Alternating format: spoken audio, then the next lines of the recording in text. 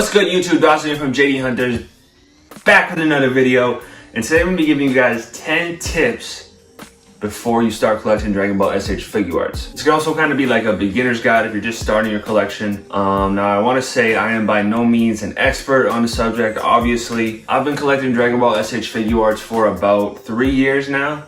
And I know there are people who are subscribed to this channel who I talk to on Instagram who have been collecting for way longer than me. There are people who have been collecting for like 10 years almost, and who have like 3 times as many figures as me. So again, I'm not an expert, but I feel like I've learned a lot in my 3 years. And the reason I really wanted to make this video is because I've been getting more and more comments recently, I've found, as the channel has continued to grow, from people who have said that they're just starting out their Dragon Ball collection, people asking how to start their collection, what should they buy, should they focus on certain things, stuff like that. And I've done my best to answer everybody. Again, I'm not like the expert on this. I'm still learning things myself, but I feel like it might be a cool idea to make a video sort of addressing some of those questions and giving some tips that I wish I knew when I started collecting 3 years ago. So let's get right into it. Number 1, or number 10? Number 1, do your research. Now the worst thing I feel like you can do is, decide you're gonna start collecting Dragon Ball S.H.Figuarts, go online, find the first figure you can find and buy it. Say you pay like $150 for a figure because you feel like that's how much they go for, and then you find out you could have got it for like $80. I understand the excitement in wanting to start your collection and kind of maybe jumping the gun again, like I said. But doing your research, even though it's not like super fun, is really important, I think, especially when you're starting out. You want to just sort of build a foundation of knowledge before you just jump into a new line of figures that can get really expensive. So find out what's already been released, find out what's coming out, find out which stores sell what, who has the best prices, who has what in stock. The other piece of advice I would say is, once you've done your research and you know which figures you want, make a list. Make a list of all the figures you want. It can get overwhelming. We're gonna get into that a little bit later in the video. But yeah, I think there's a right way and a wrong way to, initially start buying figures. And I think the more you know and the more educated you are and the more research you've done, the less headache you're going to have and the less mistakes you're going to make in collecting. All right, number 2 sort of builds off of number 1. That's going to be know who to follow. In terms of knowing what new figures are releasing, when stuff is hitting stores, new stuff that's been announced for pre-order, social media is probably the best way to do that. Obviously, a lot of you guys know I'm on Instagram. That's where I get all of my news from, but you can get stuff on Twitter. There are, Reddit subs, there are Facebook groups. So the big account to follow, again, I'm speaking about Instagram, but you can follow them on Facebook and Twitter. That's going to be Tamashii Nations themselves. There are other accounts that you're going to get news from before sometimes the official release, or you'll get additional pictures from. There are tons of accounts. I mean, you can go to our Instagram, you can follow us. I don't post everything, but I do try and give my thoughts on releases. But if you just go to who I follow, you can find a lot of great accounts. The 2 big ones that I get news from and pictures and stuff are Anta's Reviews and Mondo Go. So Tamashii will announce the official release. They'll give you the official photos of brand new figures. They're also going to give you an idea of the price point and the Japanese release date. And then if you live in North America like me, you can usually add a month or 2 to the Japanese release date. You're not going to get it in October. If it says it comes out in October, you're probably going to get it in December, maybe even January.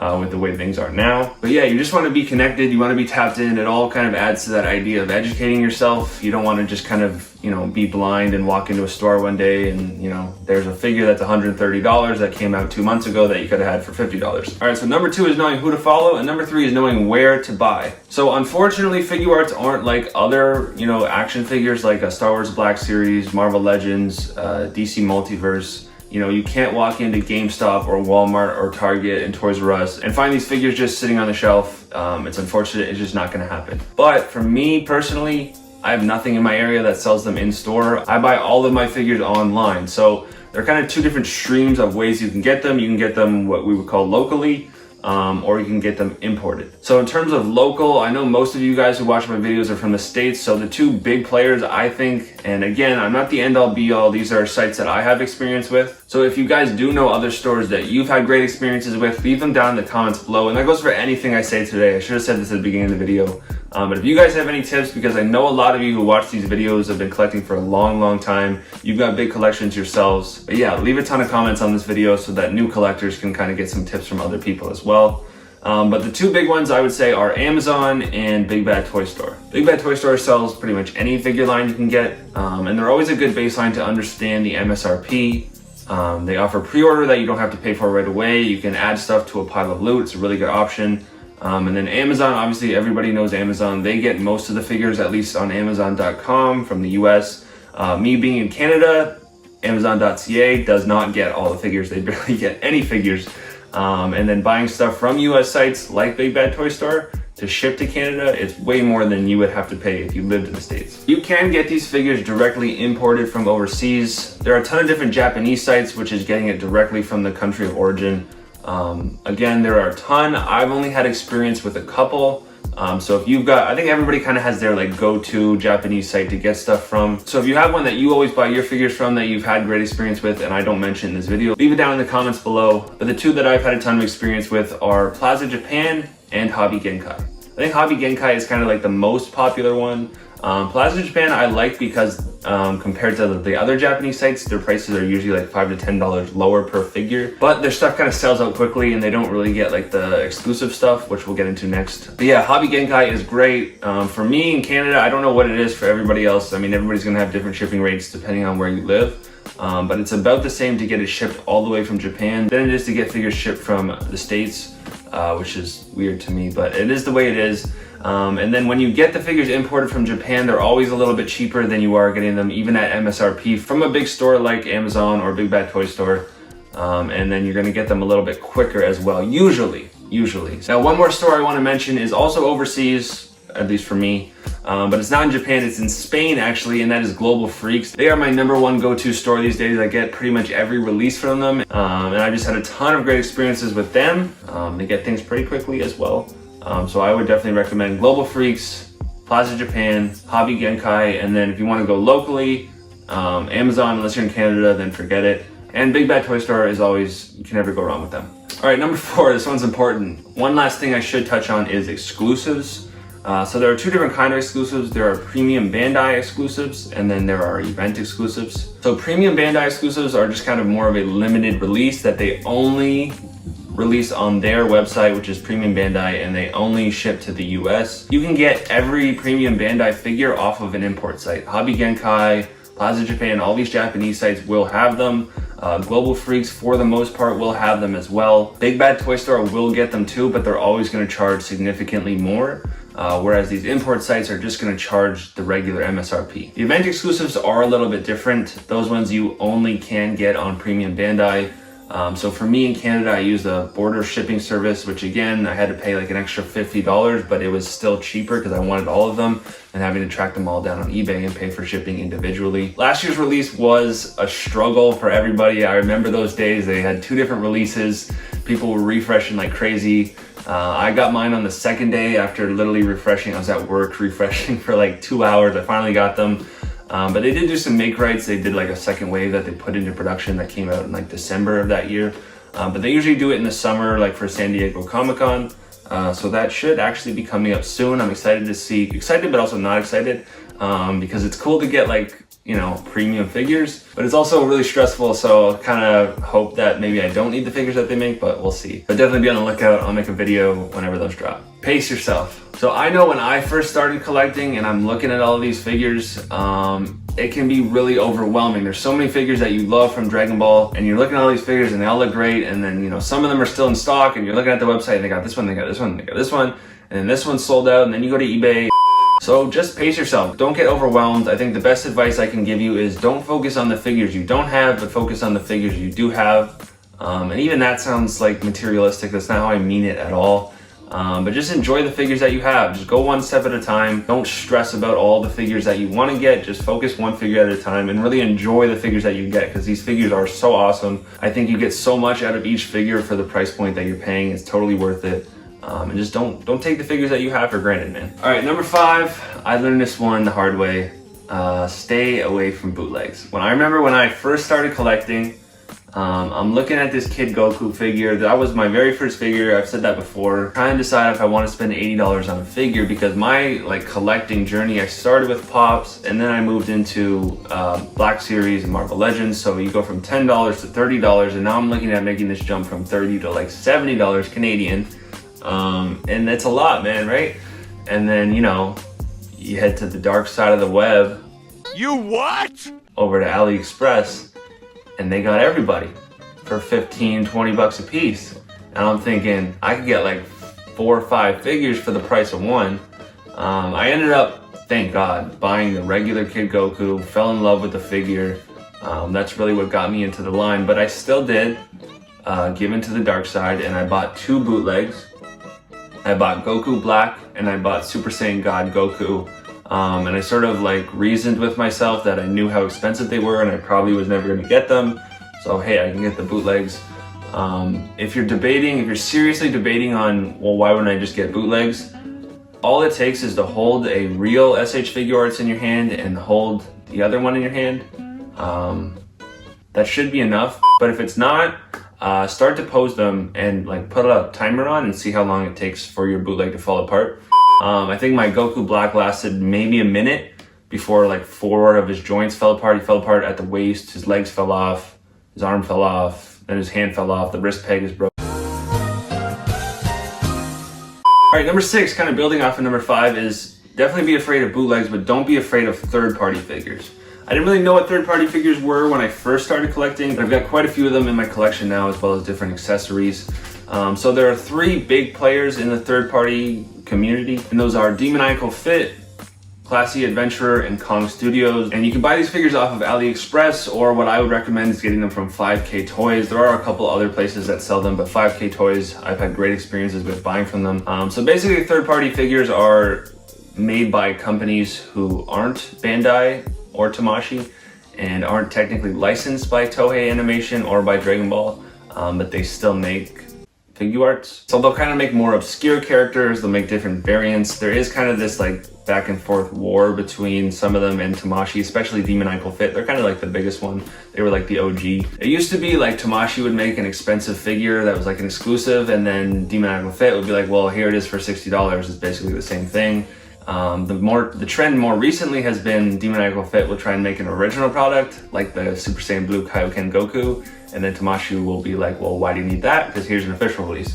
So it's kind of funny, but I would say quality-wise, and some people may disagree with me, but I feel like they're almost 85 to 90% of what a Tamashii figure is. Like, they're definitely not a bootleg quality. They are really good quality in my experience. Again, maybe not quite on par with some of the finishes, some of the articulation, whatever.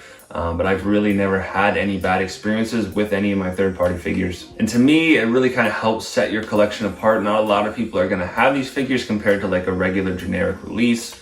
It's kind of fun to kit bash because they do make a lot of accessory packs. They'll make like different head packs for Goku and Vegeta. Both of my Android 17s were made by Classy Adventurer. My Imagine Vegeta came from Kong Studios. So I have experience with all 3 of those companies, and I think they all make really good figures. And they just kind of touch different points that Tamashii doesn't necessarily reach.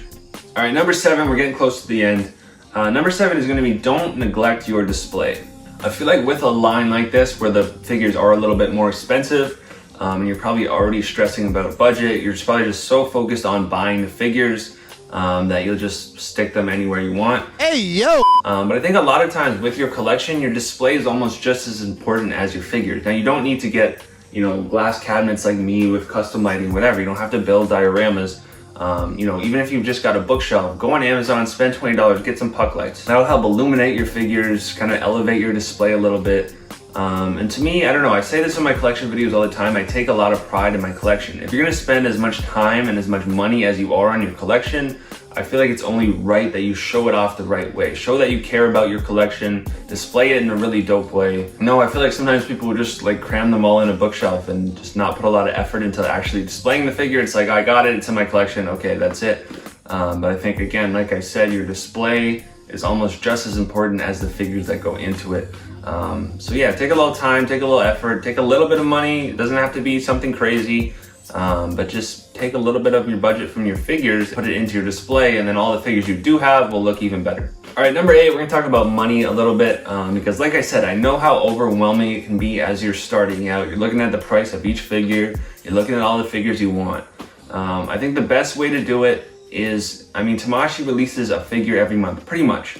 They typically, you know, stick to that schedule. Each month they come out with a different figure. So advice I would give, at least when you're starting out, is create a monthly budget. You know, maybe your limit is 1 figure per month, maybe it's 2 figures per month, maybe it's one every other month, whatever it is. But I think the best way to do it is, if you like to release that month, get that figure, because a lot of times these figures will, you know, they might be available for a month, but then they go away, and as time passes, they go up exponentially in value. We saw it with Vegeta from the Broly movie. You know, Super Saiyan 2 Gohan is one that came out before I started collecting. There are occasionally like peg warmers figures that are still available today, a lot of times on sale, like Kid Krillin is a good example. But to me, it's not worth the risk. If you like the release that month, don't wait too long. You don't have to buy it like the first day it comes out. But the longer you wait, the more you run that risk. The figures that have already come out, that have sold out, that are, you know, their aftermarket price is set, it's not going to change that much. So if you like the release that month, pick it up. And if you don't like the release that month, you can use that as your opportunity to go get a figure that you don't have already, one that you missed out on, one that came out before you started collecting, whatever the case may be. I think another really good idea is, you know, if you're moving on from something you used to collect, like I said, I collected Pops, and then I got into the Black Series and the Marvel Legends before I moved on to Dragon Ball S.H.Figuarts.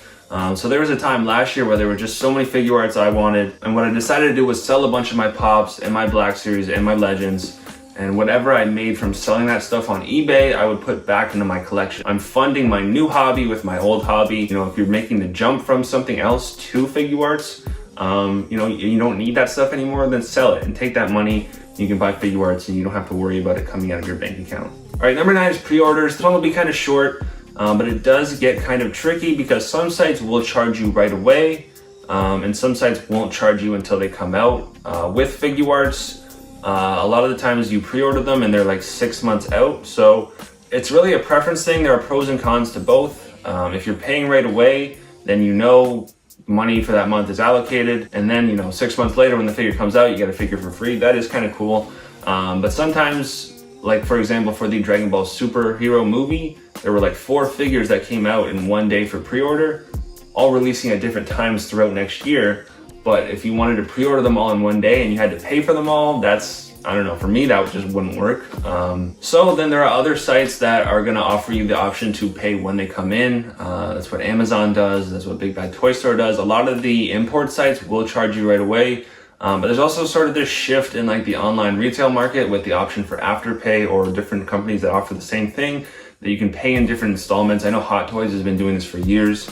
So it's kind of cool that it's now coming into more stores. It's becoming more frequent that you can pay in like different segments, like once every month, once every week, whatever it is, interest free as well. So if more stores start to do that, it'll sort of change the discussion a little bit. But yeah, me personally, I like to do the pre-order where I pre-ordered it, I know it's confirmed, and then I don't have to pay until it actually comes in. The only thing you need to do with this is be mindful of release dates. You know, you don't want to run into the issue of you pre-order 3 things, whatever, and then 2 come in June and 1 comes in July, and all of a sudden, you know, you're kind of blowing your budget a little bit. So just be mindful of release dates if that is the option you're going to go with, because otherwise you just run into the same problem of paying for all those figures up front. All right, number 10, this is the most important tip I can give you, and that's to just enjoy it. I know a lot of what I said about like budgets and feeling overwhelmed, whatever, it's stressful, but at the end of the day, you're just collecting action figures. It's a really, really fun hobby. Like I said, I started 3 years ago. It's been incredibly rewarding, especially this last year of, you know, doing YouTube and being on Instagram, being able to talk to you guys, talk to other collectors, being able to show off my collection. It's been amazing. So thank you guys for all the support. And yeah, man, if you're just starting out, if you're debating on whether or not you should start, I can't say enough good things about this line of figures, about this community. These figures are so fun to collect. Every time I get one in, I just try and appreciate it. To take some time to try out some different poses. And I mean, there are times where the mood will strike me where I feel like just kind of rearranging my displays, and I'll end up just sitting here for hours kind of changing stuff up. You know, I get all the boxes out, I look at all the accessories. There are some figures that I grab off the shelf that I haven't like posed since I bought them like a year ago. And it's just kind of fun to kind of reappreciate that figure, because I think some of them get neglected the more you get. And they're just all so fun to pose. They all have like different unique accessories.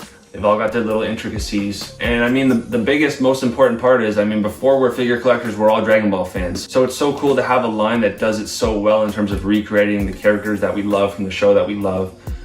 So yeah, man, don't stress about it too much. Just enjoy the journey. I think one of the best parts of being a collector is just enjoying that chase. You know, always having the next figure that you want to get and always wanting to build your collection. You know, if you just had every figure, you wouldn't have that feeling, you wouldn't have that excitement of wanting to get the next figure, of saving up for a grail, of whatever it is. So yeah, like I said at the beginning of the video, try not to focus too much on the stuff you don't have, but try and focus on the stuff you do have. Enjoy the figures you have, take the time to pose them. I hope if you are a new collector or you're somebody who's thinking about starting collecting Dragon Ball S.H.Figuarts, that this video helped you even a little bit. I hope you learned something. And like I said, I'm not the best expert to talk to on this subject. And I'm sure a lot of you guys who watch these videos have a ton of great tips as well. So please, please, please leave them down in the comments below. And hopefully any of our new collectors who are watching can read some of those comments as well and they can help. Thank you guys so much for all the love on all the videos recently. If you're new here, hit that subscribe button. We make a ton of Dragon Ball videos and I'll catch you guys on the next video. Peace.